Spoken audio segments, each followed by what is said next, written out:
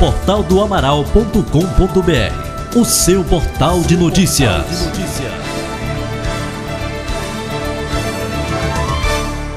Olá pessoal, boa noite. Estamos aqui ao vivo, diretamente do nosso estúdio aqui do Portal do Amaral, de onde estaremos a partir de hoje iniciando uma proposta editorial inovadora, onde o Portal do Amaral começa a apresentar em vídeo uma série de entrevistas com pré-candidatos a prefeito das principais cidades aqui da nossa região sul do estado do Tocantins. E quem marca a sua estreia neste espaço é o pré-candidato do MDB, Rones Parente, que mais uma vez entra na disputa para o Executivo Municipal de Formoso do Araguaia. Rones Parente é advogado, agrônomo, ex-vereador e ex-presidente da Câmara Municipal de Formoso do Araguaia, foi subsecretário de Estado da Agricultura, também exerceu o cargo de Superintendente Federal do Patrimônio da União, e como advogado, Rones Parente já advogou para praticamente todos os 15 municípios aqui da nossa região sul do estado. Rones também ele já tentou se eleger a prefeito de Formoso do Araguaia, por 3 vezes, sendo em 2008, 2012 e 2016. E agora, mais uma vez, entra na disputa para completar a 4ª vez, pela qual ele espera ser vitorioso. Rones, boa noite, seja bem-vindo ao nosso canal aqui do YouTube, pelo qual eu quero convidar todos vocês que estão nos assistindo a partir deste momento, se inscreva no nosso canal, não esqueça de deixar o seu like e também acionar o sininho para receber as nossas notificações. Boa noite, Jonas, é uma felicidade muito grande a gente está aqui com você, estreando esse programa, muito bacana de estar aí fazendo uma avaliação aí com aqueles que pretendem dirigir o destino das cidades aqui da nossa região sul, e ainda mais num veículo de comunicação como o seu, que tem uma história vamos dizer assim, de muita assertividade aí na nossa região, com muita seriedade.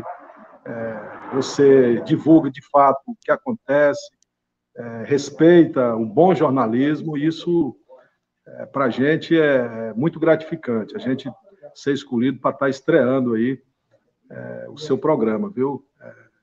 A gente só tem a agradecer, eu tenho certeza que essa homenagem, mais do que a minha, é uma homenagem à nossa cidade, a Formoso, cidade que você tem uma ligação muito forte, você e sua família, viu? Então, eu fico muito agradecido por essa deferência com a gente aí.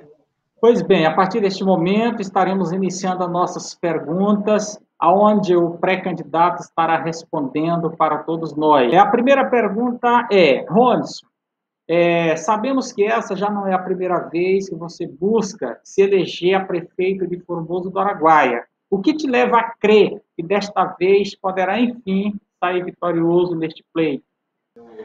Jonas, a verdade esse sentimento que a gente tem pela cidade, de querer bem, conhecer com profundidade, desde o nascimento, a cidade que eu nasci, que eu cresci, que eu tive a oportunidade de encontrar minha companheira, que é a Núbia, que nos casamos, aqui meus filhos nasceram, os 3 filhos. A gente tem orgulho de pegar a certidão de nascimento dos filhos e constar lá Formoso do Araguaia. A gente tem esse orgulho, isso é importante. E, além disso, é preciso que a gente tenha em mente que é uma cidade que tem uma potencialidade enorme. E a gente fica com esse sentimento de que alguma coisa precisa ser feita para haver uma reversão dos problemas que a cidade vive, que não são poucos, E a política, a administração pública, a gestão pública, ela é o instrumento que você tem para fazer isso. Por mais que eu queira ajudar como advogado, como agrônomo, como cidadão comum, eu posso ajudar de forma muito pontual. Agora, transformar a cidade, transformar a vida das pessoas, transformar a realidade que o município vive, isso é possível através da política, e o Executivo Municipal é o principal instrumento para isso. É isso que move a gente, é esse sentimento de amor pela cidade, de querer bem, de indignação com os rumos que a cidade tomou, especialmente aí nos últimos anos. Essa última década, por exemplo, foi uma década perdida Se a gente for analisar o que tem acontecido com a nossa cidade nos últimos anos, houve regressão em praticamente todas as áreas da gestão pública, seja na saúde pública, seja na questão, mesmo na questão educacional, em certos aspectos aí, seja na infraestrutura urbana, que foi toda ela deteriorada, não é? Nós temos uma cidade aí, tudo por fazer do ponto de vista de infraestrutura urbana, seja na questão da segurança pública. Nós temos um dos piores índices de criminalidade do Estado, proporcionalmente, em quase todas as áreas avaliadas pela Secretaria de Segurança Pública, seja pela falta de investimento privado para fazer a retomada da geração de emprego e renda. Então, tudo isso é que nos leva, primeiro, a um estado de indignação, de não aceitar isso. E, segundo, movido por esse sentimento, aí surge a coragem para mudar. Eu acho que o principal, as duas palavras que definem essa caminhada da gente, primeiro é a indignação, de não aceitar esse estado de coisa. E a segunda é a coragem para fazer o enfrentamento democrático, respeitoso, baseado principalmente, pautado pela questão propositiva. Quem está nos acompanhando nessa, vamos dizer assim, não é nem pré-candidatura, na verdade, nós não oficializamos pré-candidatura. Essa questão em torno do nome da gente, ela é até natural, em função das disputas que a gente já participou, em função de um sentimento de mudança que a gente representa. É natural que as pessoas façam essa, vamos dizer assim, o nome da gente ventile com essa força que tem acontecido. Agora, vai haver o momento adequado, que são as convenções, onde o MDB, que é meu partido, e os demais partidos que a gente está discutindo a formação de uma aliança, vai definir, e meu nome vai estar colocado para apreciação dos nossos líderes, dos nossos filiados, aqueles que na convenção escolherão o candidato que vai representar esse projeto. Ele está muito satisfeito, muito convicto do que está fazendo e muito determinado a levar adiante esse projeto para que ele seja vencedor, sim. Certo. E como estão suas articulações diante dos demais partidos como pré-candidato a prefeito de Formoso? Está tendo uma boa aceitação? Como que está? Mas tranquilo. Primeiro é preciso a gente entender que o MDB já tem uma história consolidada em Formoso. O MDB dirigiu os destinos do município durante muitos anos, né, e deixou uma marca muito forte, principalmente em relação às questões de relevância, que é saúde pública. Pra você ter uma ideia, Formoso já foi referência a nível estadual e a nível nacional em saúde pública. Foi o primeiro município a municipalizar seu sistema de saúde. E durante muitos anos, Formoso foi referência em saúde pública no Estado. Né? E isso foi a marca que o MDB deixou. Na questão da educação, a mesma forma. Né? Deixou uma marca indelével aí na história da cidade. A própria infraestrutura urbana, basicamente, quase que, vamos dizer aí, 70% do que tem da infraestrutura urbana, asfalto, construção de praças, foi construída nos governos do MDB. Então, o MDB, sem falar na questão social, a cerâmica comunitária, que foi, na década de 90, um instrumento importante de política habitacional, inclusive serviu de modelo para vários municípios do estado do Tocantins. O MDB, por si só, ele já é uma marca muito forte. O meu partido anterior, que é o PP, o Progressista, continua na nossa base, hoje presidido pela senadora Cátia Abreu, mas que tem na vice-presidência o deputado Lázaro, também faz parte desse projeto junto com a gente. O PP também tem uma história muito positiva no Estado. Nós estamos construindo outras alianças com outros partidos, a gente tem discutido com o próprio Partido dos Trabalhadores e outros partidos que a gente tem nos procurado para fazer a discussão dessa aliança. Agora, é preciso entender que alguns desses partidos têm seus pré-candidatos e que até a data das convenções, esses pré-candidatos vão manter seu nome, mas dentro do processo respeitoso de discussão. A gente não pode perder de vista que é um direito legítimo de cada partido de colocar, fazer a sua postulação, mas a gente espera que no momento adequado, todos nós com responsabilidade, que o povo espera da gente, que a gente busque a unidade total das oposições. Se tiver algo que eu busco com muito entusiasmo, com muita força, é a unidade total das oposições. Eu não tenho dificuldade nenhuma, Jonas, de dialogar com todos os pré-candidatos. Agora, é claro, isso está claro para a cidade, que nós temos um projeto de oposição muito claro à administração que está aí.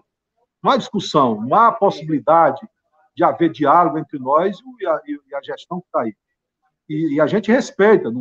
Quando eu faço essa colocação, é de forma respeitosa. Mas nós temos um caminho claro, né, de oposição à atual administração. E aqueles que tiverem esse sentimento, né, de achar que é preciso fazer uma mudança importante nos destinos do município, comunga dos mesmos objetivos que a gente. Então, a gente está dialogando com isso. Tenho a certeza que todas as pontes foram criadas para a gente fazer esse diálogo com todas as forças políticas. Não tem dificuldade de dialogar com absolutamente nenhum desses pré-candidatos e aqueles líderes importantes. Nós temos vários líderes importantes do nosso município que não são pré-candidatos, mas são líderes importantes para compor um projeto amplo de oposição para essa eleição de 2020. E na sua perspectiva, a gente percebe que você está bastante confiante. Quantos vereadores você acha que consegue os aliados eleger na sua aliança aí? Jonas, a gente precisa falar do que nós temos hoje. Nós temos hoje um trabalho sendo feito para irmos com 51 candidatos a vereadores, hoje pré-candidatos. Outros partidos que vieram, outros líderes que vieram compor, isso pode ampliar. Inclusive, acho que vai ampliar. A gente passa desse número. E essa frente, ela tem um propósito muito claro, que é fazer a ampla maioria da Câmara Municipal. Não tem dúvida disso. O nosso pensamento, além de que esse projeto seja um projeto vencedor, mas também que haja no Legislativo a eleição majoritária do nosso grupo. Não tem dúvida disso. Nós estamos trabalhando nessa direção, não só para ter uma chapa majoritária, prefeito e vice-prefeito, competitiva, mas para ter uma chapa de vereadores, ou chapa de vereadores, né, porque agora nós não temos mais a coligação, muito competitiva, e fazemos a maioria da Câmara Municipal, até para que esse projeto tenha sustentação para aprovar os projetos de transformação. Precisa a gente entender que para a cidade avançar e mudar de patamar, nós vamos ter que fazer uma reforma profunda, uma reforma administrativa muito forte, né, uma reforma urbana muito forte, criar políticas públicas muito fortes no sentido de resgatar a dignidade do nosso povo, gerar emprego e renda para as pessoas e melhorar as questões sociais. Isso é fundamental. O olhar social, ele é muito importante.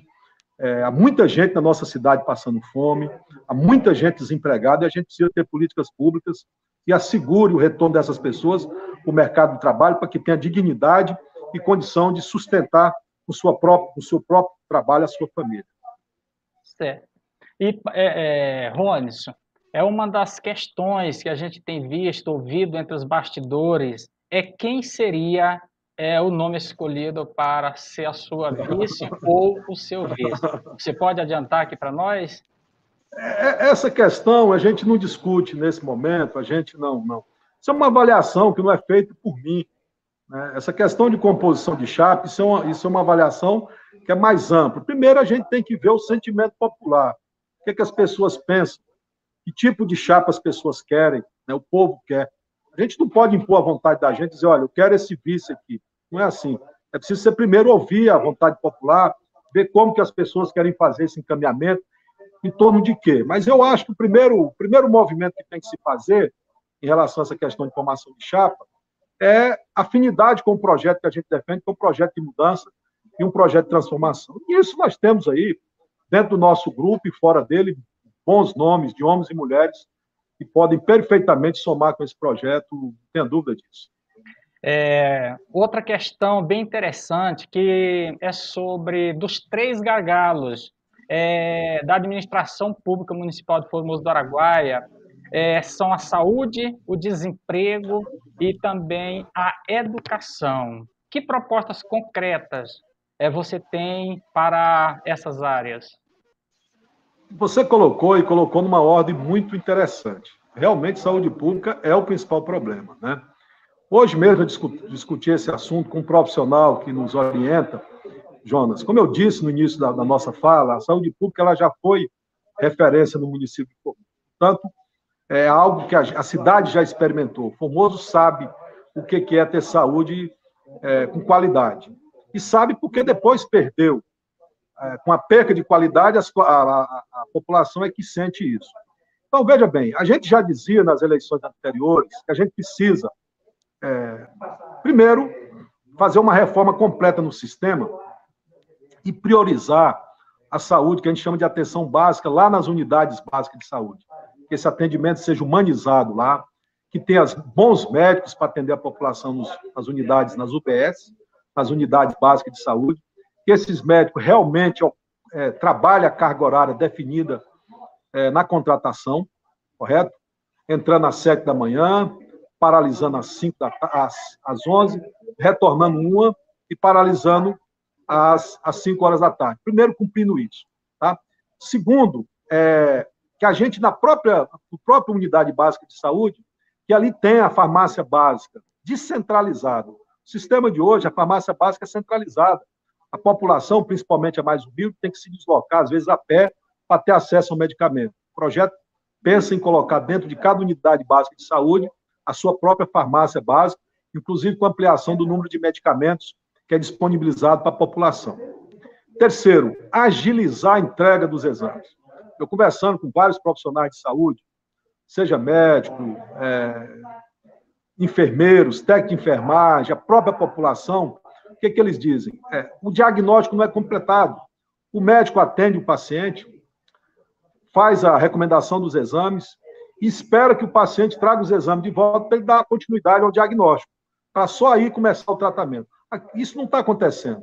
Quando chega a hora de fazer os exames, a nossa cidade, como você sabe, 42% da nossa população tem renda inferior a meio salário mínimo. Imagine isso, dados do IBGE. 42%, ou seja, quase a metade da nossa população tem uma renda inferior a meio salário mínimo. Como é que vai ser possível essas pessoas conseguirem pagar exame, muitas vezes exames caros? E aí onde é preciso dar condição para que a população, principalmente a população mais vulnerável socialmente, tenha acesso a esses exames e que seja atendido com rapidez, para, ao retornar ao médico, ele conclua o diagnóstico e inicie o tratamento. Isso não está sendo feito. Tá? Outro ponto extremamente importante é a criação do programa Bolsa Remédio. Isso está dentro do programa de discussão. A gente fez um estudo, principalmente, entre os aposentados e as pessoas que têm, vamos dizer, doenças como hanseníase, hipertensão, diabetes. Eles têm pessoas gastando quase metade do seu salário, ou seja, da aposentadoria, ou do salário que recebe, em farmácia. A gente precisa criar um instrumento de bolsa, onde o município vai cadastrar essas pessoas, tá? Dentro das condições financeiras e orçamentárias, para dar condição para essas pessoas amenizarem o gasto com a questão de medicamentos. E, por último, Jonas, compreender o problema na raiz da saúde pública, que reside no fechamento dos 2 hospitais particulares. Lá no início dos anos 2000, em 2002, 2003, nós perdemos o Hospital e Maternidade Dona Constância e depois perdemos o Centro Hospitalar Formoso. Que aquilo fazia com que a saúde, o peso, fosse dividido da saúde pública com a saúde particular. Quem tinha condição financeira ia para os hospitais particulares. Com isso, você tinha um peso menor no setor público, na saúde pública, no sistema de saúde pública. Com o fechamento dos 2 hospitais, o que aconteceu? Você tem hoje 100% da população buscando atendimento na rede pública. Como ela não se preparou para isso, o sistema colapsou, por isso que nós temos hoje uma saúde na UTI. É isso que a gente pretende reverter. Em relação à segunda pergunta, em relação à questão de emprego, né? A gente vai trabalhar com alguns eixos. Onde a própria prefeitura ela tem que fomentar, colocar dinheiro para circular. De que forma? Criando frentes de serviço. A gente pensa aí que, por ano, 10% da receita corrente líquida do município tem que ser investido em obras públicas, obras que gerem emprego, como, por exemplo, a canalização de áreas, aliás, a construção de drenagem em áreas como a Baixada do setor Aliança, como algumas áreas do setor São José II, tá certo? O próprio setor aeroporto, tem áreas ali que você precisa fazer o processo de drenagem para você poder resolver a questão do escoamento de água. Tudo isso pode ser feito com recurso do município, gerando emprego, também calçamento de ruas com bloquetes, você gera muito emprego. Então, as frentes de serviço, a prefeitura vai estar empregando o trabalhador braçal, e é uma mão de obra numerosa no nosso município, e com isso o dinheiro circulando na economia. E a outra é a criação de dois instrumentos importantes. Um é o distrito agroindustrial, que a gente pensa em desapropriar uma área aqui na saída para Gurupi, do lado esquerdo da BR, logo após ali a região do Papagaio, e com isso montar o nosso distrito agroindustrial, se a puder atrair indústrias, agroindústria para cá. Não dá para você entender, por exemplo, que nós somos o segundo maior produtor de arroz do estado, são quase 200 mil toneladas de arroz, e esse arroz sai 100% em casca. Gurupi, que não planta um pé de arroz, você tem 2 unidades industriais, gerando cada uma quase 400 empregos com carteira assinada. Nós temos, a ADAPET terminou a campanha de vacinação, foi 249 mil cabeças de gado. Alvorada, com 92 mil, tem um frigorífico. Formoso, com quase 300 mil, não tem seu frigorífico. Então, não dá para entender isso. É matéria-prima que a gente tem. E a gente tem que criar as formas, atrair o empresário para fazer esses investimentos, e o Distrito Agroindustrial vai ser um instrumento importante para isso. Outro bastante importante é o mapa da soja. Eu vivi essa experiência na Secretaria da Agricultura, nas regiões que desenvolveu, aquela região de Silvanópolis, a região de Pedro Afonso, muitas regiões se desenvolveram no estado, porque foi feito um mapeamento das potencialidades para a soja e se buscou investidor. Nós temos aqui entre o Rio Formoso e o Rio Javaé, desde a divisa de Lagoa da Confusão até a divisa com Sandolândia, quase 300 mil hectares de áreas, inclusive com produtividades, aliás, com condições de solo até melhor que o projeto Rio Formoso. E o mapa da soja vai identificar essas propriedades que têm vocação para receber os investidores, e vamos trazer esses investidores para que a gente desenvolva isso. Pois é, Jonas, a educação, o sonho que acompanha a gente é o de escola em tempo integral. A gente já manifestou isso diversas vezes, já constou em planos de governo, de eleições que a gente disputou, e eu acho que é um anseio da população, que é uma educação hoje. Você pega Palmas, por exemplo, desde que houve o início de conversão das escolas em tempo integral, as escolas convencionais e escola em tempo integral, você teve um aumento vigoroso do Fundeb. Escola que tinha Fundeb aí abaixo da nota 5, são escolas hoje que têm Fundeb 7, 8. Agora é preciso fazer investimentos nisso, né? E aquela escola onde a criança, o filho do pobre, ele passa a competir com igualdade com o filho do rico, porque entra a questão social, que é a questão, por exemplo, nutricional. No modelo de hoje, o filho do rico chega bem alimentado na sala de aula às 7 da manhã, porque tomou um café da manhã reforçado, tem condição de prestar atenção no que o professor está dizendo. O filho do pobre chega lá, às vezes, sem ter tomado café, com fome, e aí não tem condição nenhuma de se fixar naquilo que está sendo passado na sala de aula. A meio-dia, hoje, no sistema de hoje, a criança volta para casa para almoçar, e muitas vezes o pai está trabalhando fora, a mãe está trabalhando fora, e ele não tem uma alimentação adequada, né? E com isso volta para a sala de aula no dia seguinte, desmotivado, sem ter feito as tarefas, não tinha alguém para acompanhar. Nesse modelo que a gente defende, a escola dá o café da manhã para o aluno, para ele chegar bem alimentado na sala de aula, meio-dia ele fica na escola, almoça na própria escola, com isso, no contraturno da tarde, ele volta 1h da tarde para a sala de aula, para fazer aula de reforço, para resolver tarefas que o professor passou pela manhã, e depois ele vai para atividades culturais, esportivas, aí sim, no fim do dia, é que ele toma um lanche e volta para casa. É essa educação que a gente sonha, é essa educação que vai resgatar e colocar, principalmente, o filho de famílias mais vulneráveis socialmente para competir de forma igual, ter acesso à universidade, e com isso, completar o ciclo da formação acadêmica. É isso que a gente quer. É uma educação que contempla a questão social também. Não é possível você hoje gastar 12 milhões de reais por ano com educação e você ter notas do IDEB inferior a 5, que é o que a gente tem visto aí, e a imensa maioria dos nossos jovens não termina o ensino fundamental, outros não completam o ensino médio, e um número muito pequeno chega à universidade. Isso a gente precisa mudar, dando educação com qualidade e, com isso, melhorando a competitividade entre o filho do pobre e quem tem mais condição financeira.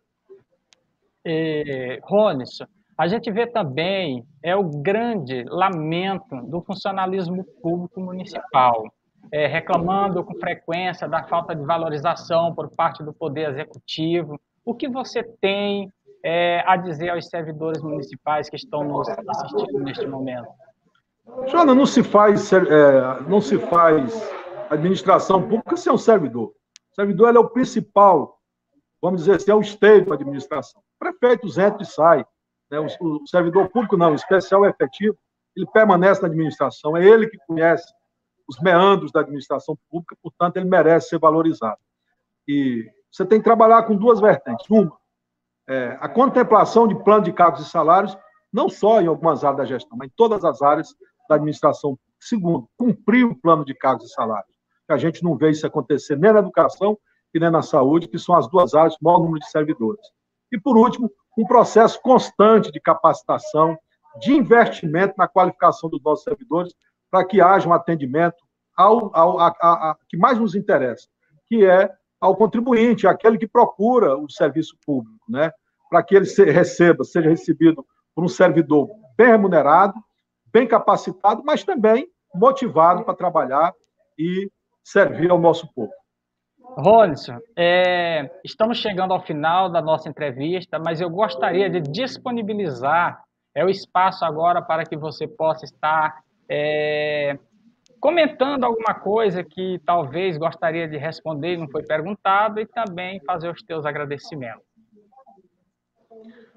Eu acho assim, aquilo no começo da nossa entrevista, você perguntava o que motivava a gente a essa luta. Eu respondi que primeiro a indignação e depois a coragem para fazer o enfrentamento e mudar essa realidade.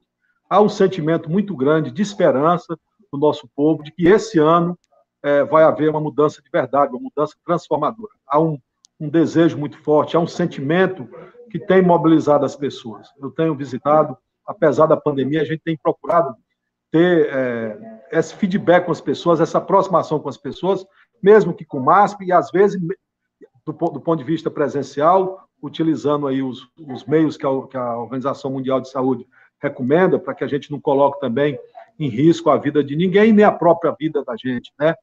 E também os meios, vamos dizer assim, virtuais de comunicação, né, que são as redes sociais. Tanto o Facebook, a gente tem utilizado aí muito os vídeos, que é resultado do programa Vamos Discutir Formoso, né, onde a gente retrata os problemas da cidade de forma regionalizada. Foi feito Centro 1, Centro 2, São José 1, São José 2, Aliança, Setor Aeroporto, Setor Planalto. Todas essas regiões foram visitadas por mim presencialmente, feito um levantamento dos problemas, apontando as soluções, mas também mostrando as potencialidades de desenvolvimento de cada região dessa. E na sexta-feira já virou tradicional a nossa live, onde a gente conversa com a população e faz o debate. Então tem sido muito bom, muito prazeroso. Agora a gente está fazendo esse trabalho muito forte também na zona rural, de discutir a nossa zona rural. Fiz assentamento Caracol 1, Caracol 2, Pirarucu, Praia Grande, Três Poderes, nesse momento a Lagoa da Onça. Portanto, ao final de tudo isso, a gente termina esse trabalho antes das convenções com esse sentimento muito forte de que as pessoas estão sentindo, né, esse desejo de mudança, esse desejo, essa esperança que está no olho, que brilha no olho de cada formosense que a gente chega e que a gente conversa. Eu não tenho dúvida nenhuma que de tudo isso que a gente está vendo e sentindo das pessoas, aliado com as potencialidades que o município tem, eu chego a uma conclusão muito clara. Formoso tem jeito, sim. Valeu, Ronison, muito obrigado pela sua participação. E aqui chegamos ao final da nosso bate-papo, né, entrevista com o pré-candidato advogado Ronison Parente, da cidade de Formoso do Araguaia. Eu mais só te desejar boa sorte, tá bom? Obrigado. Obrigado, irmão. Forte abraço. Obrigado.